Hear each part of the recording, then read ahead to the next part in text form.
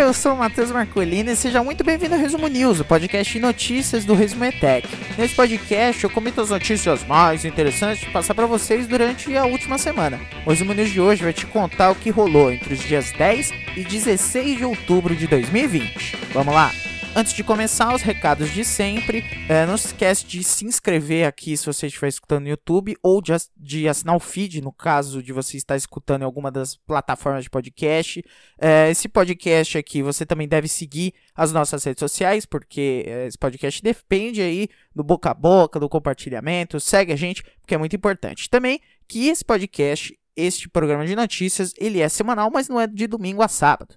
É de um sábado até a sexta, sábado, sexta, porque eu gravo na sexta, saio no sábado, só relembrando vocês. É isso, bora para as notícias. E aí você que tá escutando no YouTube, deixa o like aí!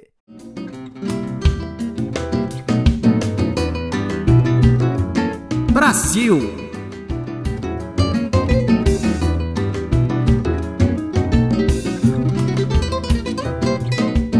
Começando pelo dia 10 de outubro, sábado, a notícia menos relevante é de que o São Paulo venceu o Palmeiras. Mas por que você tá noticiando, Matheus? Essa notícia já é antiga. Por que você tá falando que o São Paulo venceu o Palmeiras? Bom, isso é relevante porque o Palmeiras nunca tinha perdido pro São Paulo lá no Allianz Parque, o estádio Alviverde.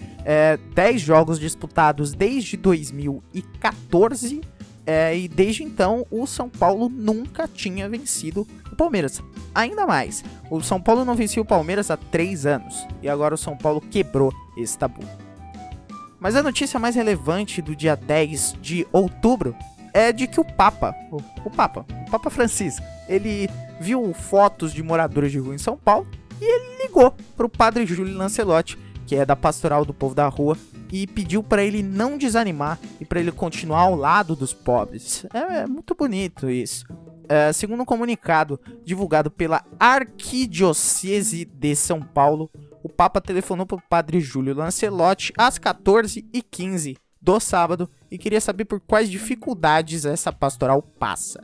O Papa pediu para o padre Júlio Lancelotti que, mesmo diante de todas as dificuldades, ele não desanime e que ele continue junto aos pobres. Nesse ano, é bastante interessante lembrar que o padre Júlio já foi ameaçado pelo menos 2 vezes em 2020. Em janeiro, alguns policiais teriam dito a 3 jovens moradores de rua que a hora do padre Júlio Lancelotti vai chegar, lá no Belenzinho, na zona leste da cidade. Enfim, ainda estão apurando a denúncia, mas a gente sabe que nunca dá certo, né? Em setembro, o padre Júlio Lancelotti registrou um boletim de ocorrência por ameaça, após ele ter sido xingado por um motoqueiro enquanto fazia trabalho de atendimento aos moradores de rua lá no centro da cidade. E ele afirma, a gente sabe que é verdade, né? Que tem uma campanha de difamação vinda do Arthur Mamãe Falei, que é candidato, né, à prefeitura de São Paulo. E claro que ele vai negar, mas enfim, o Mamãe Falei, ele tem até uma medida judicial de que impede dele falar o nome do padre Júlio Lancelotti. E aí a gente vê que o Papa notou esse trabalho dele com os moradores de rua, que é um trabalho gigantesco do padre Júlio, e é muito legal ver essa conversa entre o padre e o Papa. Bom, bora dar um salto aí pro dia 12, que é uma segunda-feira, foi uma segunda-feira, dia 12 de outubro, quando testes com a vacina da Covid-19 da Johnson & Johnson foram parados. Esses testes foram pausados após a doença de um participante. Foi isso que disse a companhia na segunda-feira, dia 12. Segundo o documento enviado a pesquisadores externos que executam aí um ensaio clínico com mais de 60 mil pacientes, uma pausa regulamentar será cumprida. O sistema online que é usado para inscrever os pacientes no estudo foi fechado. E aí também foi convocado o Conselho de Monitoramento de Dados de Segurança, que é um órgão independente e que zela pela segurança dos pacientes, né? Porque quando tá tendo esse tipo de teste, é óbvio que a empresa quer aprovar logo. Então, esse conselho de monitoramento tem que ser externo, né? E aí, num comunicado oficial, a Johnson & Johnson ressalta que, abre aspas, eventos adversos, doenças, acidentes e etc., mesmo aqueles graves, são uma parte esperada de qualquer estudo clínico, especialmente grandes estudos, fecha aspas. Segundo a empresa, a doença do paciente está sendo analisada pelo Conselho de Monitoramento de Segurança de Dados Independente Ensemble, que é o DSMB, bem também como os médicos de clínicos e seguranças internos da empresa. A privacidade do paciente foi respeitada, mas é legal informar que a imunização da Johnson & Johnson, né, o nome oficial é AD26.cov2.s. Ela foi desenvolvida pela pela Johnson & Johnson, né?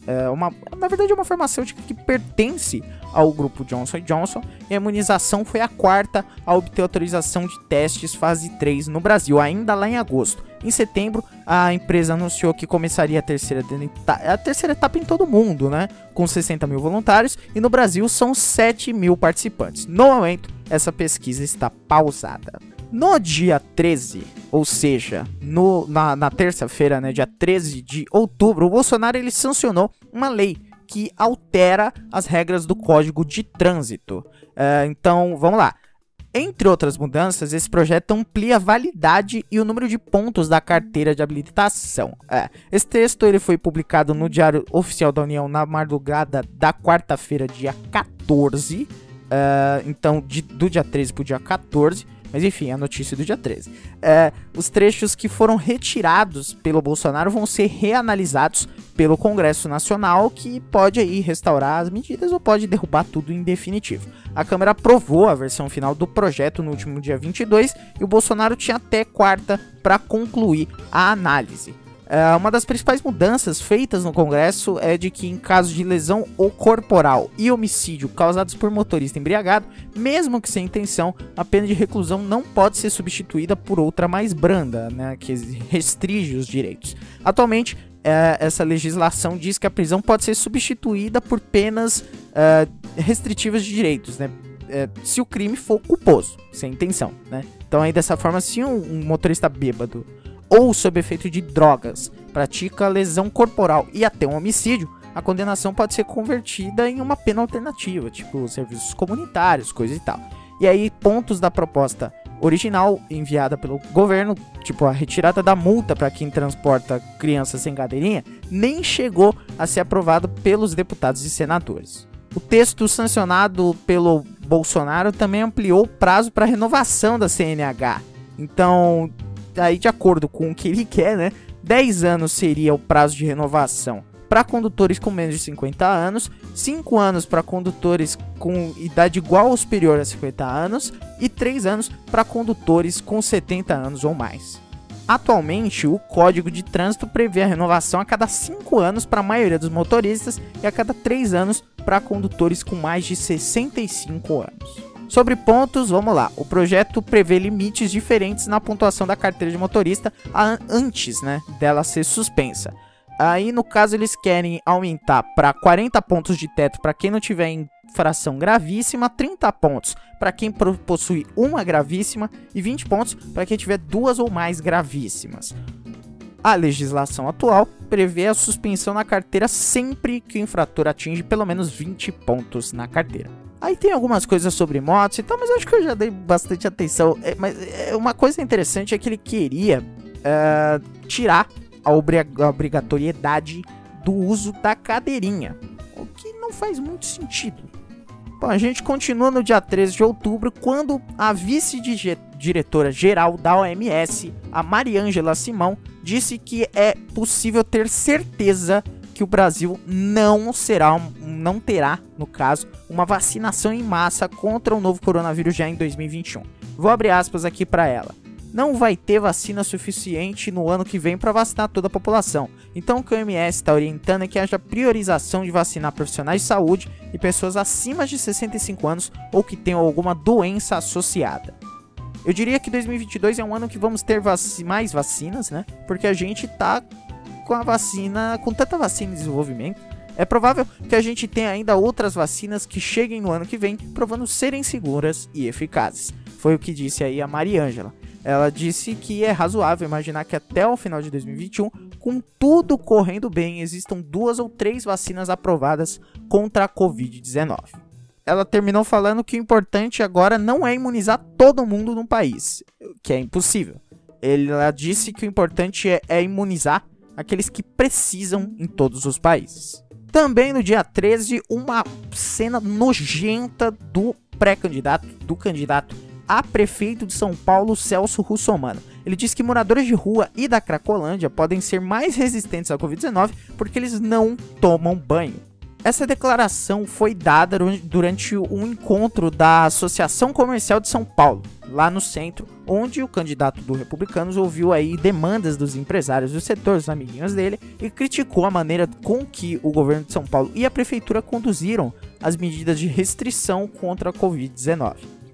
O Russomano disse que tem que aprender muita coisa sobre a Covid-19, o mundo precisa aprender muita coisa, e para ele, o contágio nas periferias e na Cracolândia e entre os moradores de rua não foi do jeito esperado. Agora sim, abrindo aspas para esse pilantra. Todo mundo esperava que a Covid tomasse conta de tudo, até porque eles não têm o afastamento que foi pré-estabelecido pela OMS. E eles estão aí. Nós temos casos pontuais e não temos uma quantidade imensa de moradores com problema de Covid. Talvez eles sejam mais resistentes do que a gente, porque eles vivem o tempo todo nas ruas, não tomam banho todos os dias, etc e tal. Bom, obviamente não tem nenhuma evidência científica de que a falta de banho seja um fator aí de proteção contra a Covid-19, inclusive nem os estudos científicos que liguem o excesso de banho à maior prevalência da doença, né? Então não tem nada que comprove. Mas os especialistas indicam que é recomendável tomar banho e trocar as roupas sempre que você... sempre que alguém passa por aglomerações aí pra evitar a transmissão do vírus. Gente, eu tô gaguejando hoje que eu tô parecendo o Bolsonaro lendo teleprompter. E aí o Russomano criticou ainda também a política de isolamento da prefeitura em coordenação com o governo do estado. Ele chamou a atual gestão do Bruno Covas de penduricalho do governo do João Dória e defendeu o isolamento vertical, onde há o distanciamento social de grupos específicos, onde há maior risco de contágio e onde se concentram as pessoas com comorbidades. Esse isolamento vertical é uma coisa que o Osmar Terra estava defendendo no começo da pandemia. E a gente sabe aí que o Osmar Terra não manja nada. Então o Russomano, nessa tentativa de se alinhar totalmente ao Bolsonaro, ele perde toda e qualquer credibilidade que ele pensava ter. Pulemos então para o dia 15 com a notícia da semana. O senador Chico Rodrigues foi encontrado com 33 mil reais na cueca. Cara, é incrível. A notícia é do dia 15, mas o fato ocorreu no dia 14. Basicamente no dia 14, na quarta-feira, o senador Chico Rodrigues, do DEM de Roraima, ele foi encontrado com... Cara, ele foi encontrado pela Polícia Federal, ele pediu pra ir no banheiro e o delegado percebeu um volume estranho na parte traseira da roupa dele. Então aí, apreenderam cerca de 33 mil reais nas partes íntimas do parlamentar. É importante dizer que tinha bastante dinheiro na cueca e que algumas cédulas foram encontradas com fezes porque ele enfiou elas lá. Essa notícia é um suco de Brasil. É aquele negócio que a gente fala, vai enfiar o dinheiro no cu. Só que a gente nunca imagina que essas coisas vão realmente acontecer, né? Mas enfim, então aí a decisão do ministro do STF, o Luiz Roberto Barroso, cara, as ironias do destino, né? O Barroso, ele determinou o afastamento do senador, o Chico Rodrigues. Essa notícia é muito boa. Ele determinou o afastamento do senador Chico Rodrigues por 90 dias em razão da gravidade concreta do caso. Então, basicamente, o Barroso suspendeu o cara que tava com as coisas dentro da... E aí o Barroso também determinou a retirada do sigilo de parte das investigações. Cara, eu vou citar o relatório aqui porque é muito bom. O senador pediu para ir ao banheiro após as buscas no quarto do filho dele. O delegado autorizou, mas disse que o acompanharia. Nessa hora, o delegado Edson percebeu que havia um grande volume em formato retangular na parte traseira das vestes do senador. Desconfiado do volume que destoava completamente do pijama utilizado pelo senador, o delegado fez a busca pessoal e achou 15 mil. O montante estava no interior da cueca, próximo às suas nádegas. Já na sala da casa, o senador foi questionado por 3 vezes se ainda havia mais valores em espécie. Na última delas, com bastante raiva, o Chico Rodrigues enfiou a mão na sua cueca e sacou outros maços de dinheiro que totalizavam a quantia de R$ 17.900. Os outros 250 foram apreendidos na última busca pessoal. Dizem que essa tentativa aí de esconder o dinheiro no cu foi basicamente porque ele queria fugir com esse dinheiro porque ele estava envolvido num esquema de corrupção e aí ele estava tentando esconder uma parte do dinheiro para não sair sem nada, só que meio que não rolou. Além do que estava na cueca, foram apreendidos R$10.000 e $6.000 que estavam num cofre no quarto do senador. E a notícia chocante do dia 16 de outubro, o dia dessa gravação, dessa edição do Resumo News, é das gravações do caso Robinho na justiça italiana. O grande jornalista Lucas Ferraz, do GE, ele entrou em contato com gente de Roma, na Itália, e ele chegou a grandes conclusões do caso do Robinho, que foi condenada em primeira instância a 9 anos de prisão por violência sexual de um grupo em grupo, então tinham mais ou menos 6 pessoas, contra uma jovem de origem albanesa. E aí as escutas telefônicas que foram interceptadas do Robinho, né, revelam aí algumas coisas a mais sobre o caso. Então, para situar você, eu não vou... antes de eu começar a contar esse caso, né, é importante aí o alerta de gatilho. O caso aconteceu numa boate de Milão chamada Sil Café na madrugada do dia 22 de janeiro de 2013. Além de Robinho e Falco, outros 4 brasileiros teriam participado do ato classificado pela Procuradoria de Milão como violência sexual. Como esses 4 deixaram a Itália, né? Então só o Robinho e o Falco não saíram, eles estão sendo processados num procedimento à parte. Então, o Robinho e o Falco, eles foram condenados com base no artigo 609 bis do Código Penal italiano, que fala da participação de 2 ou mais pessoas reunidas para o ato de violência sexual, que é forçar alguém a manter relações sexuais por sua condição de inferioridade física ou psíquica. O Robinho foi interrogado no meio de 2014, abril, e ele negou a acusação. Ele admitiu que sim manteve relação sexual com a vítima, mas ele disse que foi uma relação consensual de sexo oral, sem outros envolvidos. Só que aí as gravações com ligações telefônicas entre os acusados não corroboram aí com a situação do Robinho.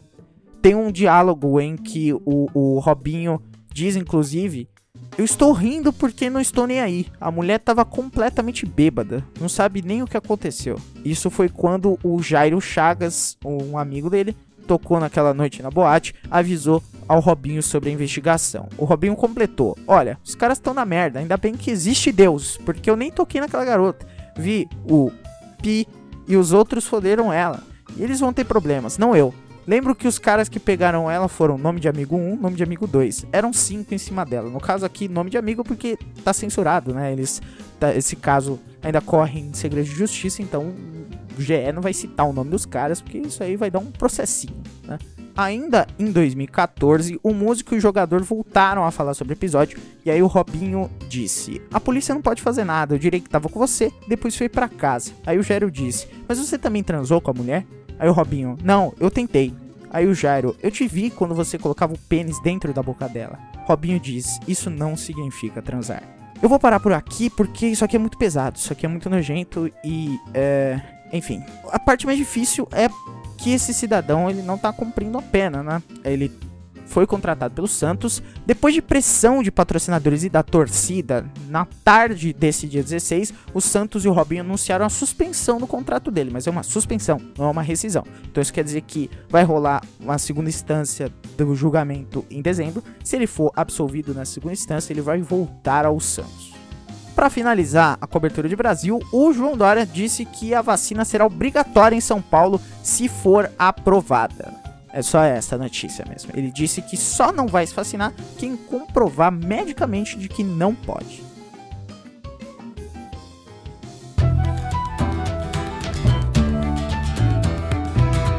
Ao redor do mundo.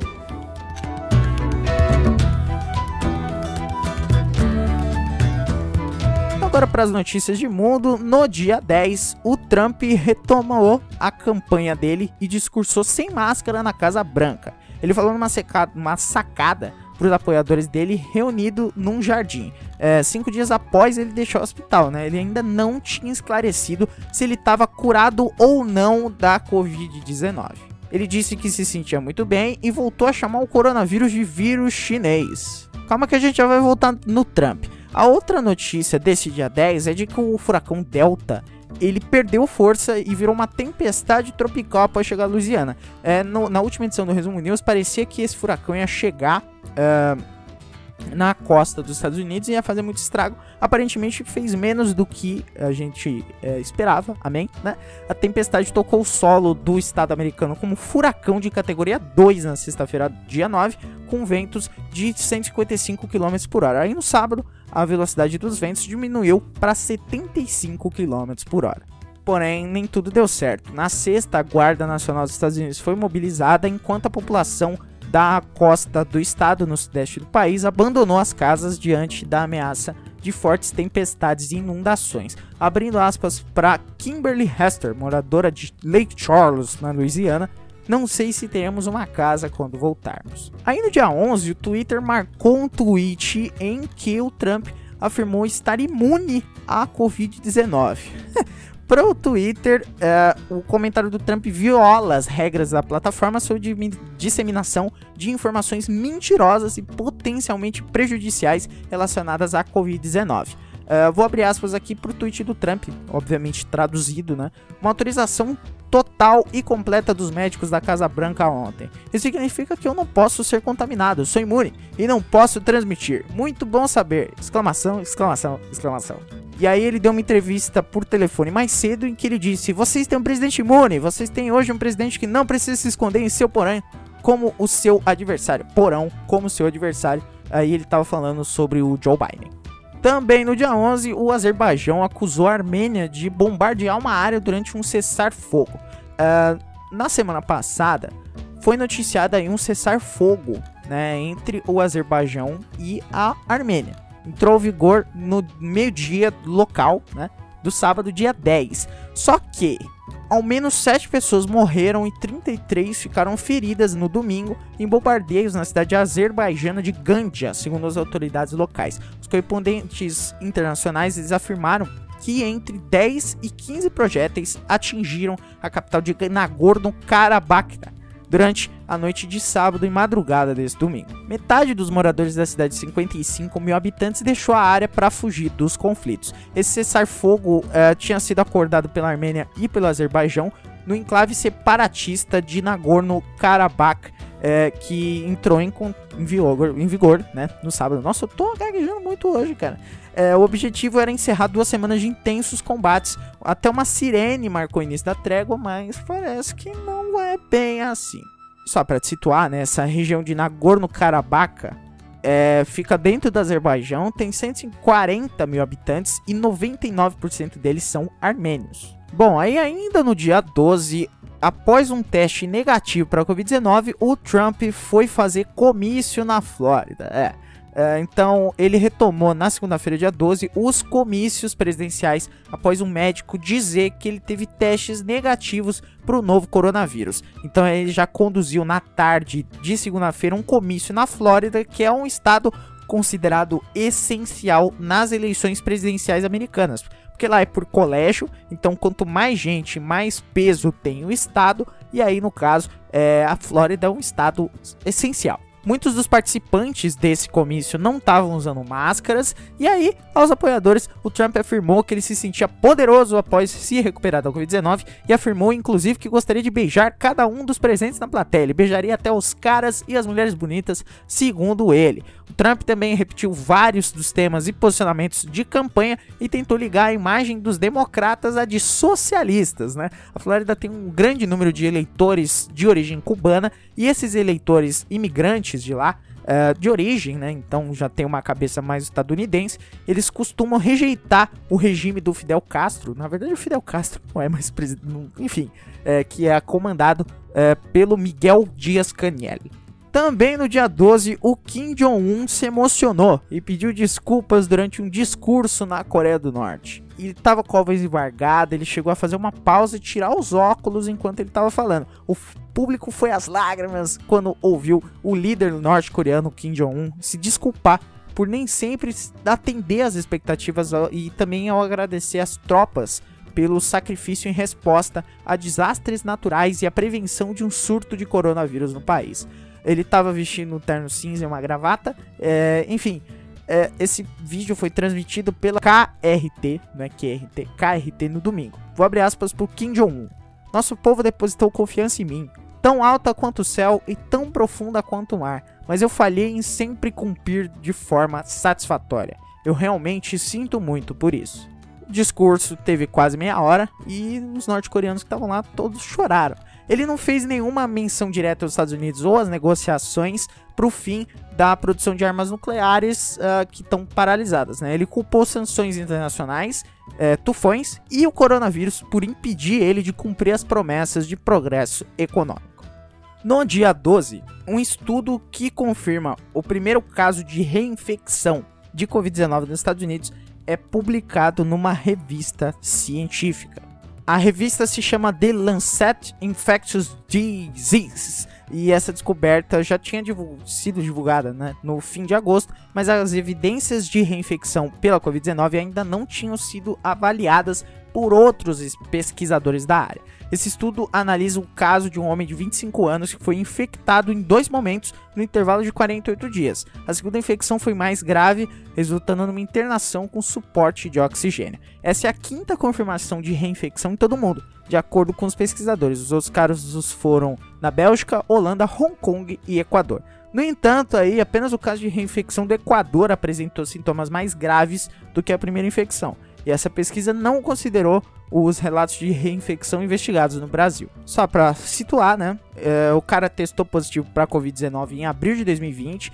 Ele que mora em Reno, no estado de Nevada, e testou negativo para o vírus em 2 ocasiões distintas. Em junho, ou seja, 2 meses depois, após apresentar sintomas graves de Covid-19, incluindo febre, dor de cabeça, tontura, tosse, náusea e diarreia, ele foi hospitalizado e testou positivo pela 2ª vez. Aí no dia 13, o Donald Trump chamou o Biden de socialista e... cara, é bizarro, né? E acusou ele de querer entregar tudo pra Cuba, Venezuela e Nicarágua. Isso durante também os comícios na Flórida, que eu falei que eles foram fazer, né? Então, basicamente, o Trump ele falou que o Joe Biden, é socialista. E é muito engraçado o quanto a palavra socialista virou um sinônimo de alguma coisa e que não tem realmente o significado, né? Porque, tipo, o Trump chamando o Biden de socialista. Só que o Biden não é socialista. O Biden, se bobear, nem de esquerda acho que não é de esquerda. Então não faz o menor sentido ele ser chamado de socialista. O Bernie Sanders é socialista, mas o Biden não é.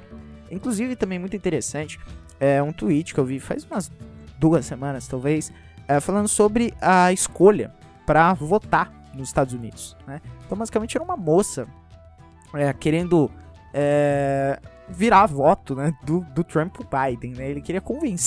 Ela queria convencer as pessoas a votarem no Biden. E ela falou, bom, eu acho que é muito melhor você votar no Joe Biden do que no Donald Trump. O Donald Trump tem 80 acusações de assédio sexual. O Joe Biden tem só 30. No dia 14 de outubro, a França anunciou um toque de recolher nas maiores cidades para conter uma segunda onda do coronavírus. Então, o Emmanuel Macron ele anunciou na quarta, dia 14, que Paris e outras grandes cidades francesas vão ficar sob toque de recolher por 4 semanas, para conter a segunda onda do novo coronavírus. O toque de recolher vai valer para as regiões metropolitanas de Grenoble, Lille, Lyon, Aix-Marseille, Montpellier, Rouen, Saint-Étienne, Toulouse, Île-de-France, que inclui Paris. Eu acho que vocês perceberam que eu não sei falar francês, né? Então dei aquela improvisada.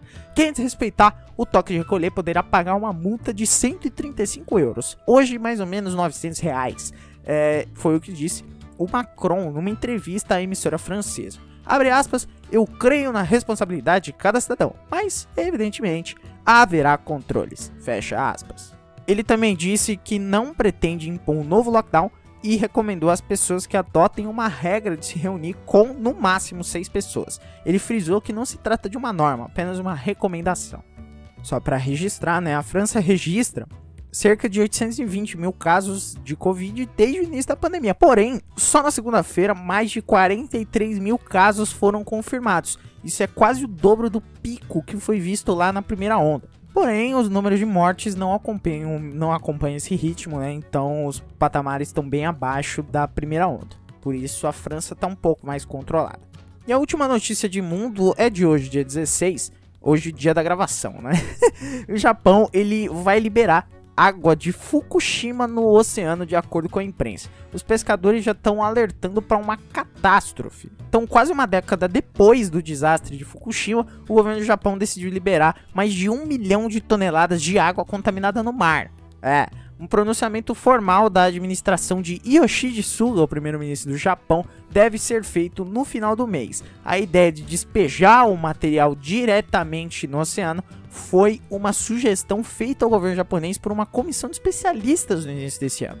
E a usina está em um processo de desativação. Ela é administrada pela Tokyo Electric Power Company e retirou mais de 1 milhão de toneladas de água contaminada desde que a planta foi danificada por um terremoto e um tsunami em 2011. Desde a catástrofe, essa água aí, retirada da usina, está sendo armazenada em tanques enormes que, segundo a imprensa, ficarão sem espaço até 2022. E essa decisão de despejar água contaminada no mar incomoda países vizinhos como a Coreia do Sul, que aumentou a obrigatoriedade de testes de radiação nos alimentos importados do Japão. Só para se situar, né, em março de 2011, depois de um terremoto seguido de um tsunami, 3 dos 6 reatores da usina nuclear da empresa TEPCO derreteram. E aí levou a uma das maiores catástrofes da história do Japão. A tragédia em Fukushima deixou 18,5 mil mortos e mais de 2 mil desaparecidos. Os pescadores disseram o seguinte: somos totalmente contra uma liberação de água contaminada no oceano, já que ela poderia ter um impacto catastrófico no futuro da indústria pesqueira do Japão. Foi isso que disse o Hiroshi Kishi, o presidente da Federação Nacional de Cooperativas de Pesca, numa reunião com o governo. Lembrando que a pesca é muito fundamental na economia japonesa. Tanto que, assim, comer peixe cru, você tem que comer um peixe bom, né? Porque se tá cru...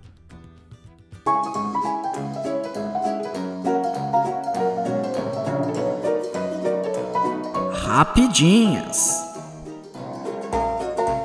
Fim do relacionamento de Gustavo Lima e Andressa Suíta vira música. Maiara e Maraísa colocam mansão à venda por 7 milhões de reais. O Whindersson Nunes sai em defesa de Vitão e diz que não concorda com ninguém sendo constrangido.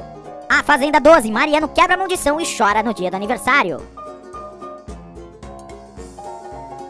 Bom, então é isso. Muito obrigado pela atenção, pela audiência até esse final. Se você gostou, manda pros seus amigos. O boca a boca aí é fundamental. Você tem que compartilhar pra ajudar a gente. Se inscreve se você não é inscrito no YouTube. Ativa o sininho pra receber as notificações e ver os nossos outros vídeos. Se você estiver escutando em alguns milhares de agregadores de podcast ao redor do mundo, assina o feed pra não perder os próximos episódios. Esse episódio ficou um pouco mais longo porque teve detalhamento do caso do Robinho, que é um pouco complicado, né? Enfim. E é isso, eu vou ficando por aqui. Beijo pra você, bom resto aí de final de semana, caso você esteja escutando na data que esse episódio sair. E é isso, eu volto no próximo sábado aí com as notícias da próxima semana. Fiquem em paz, beijo pra vocês. Tchau!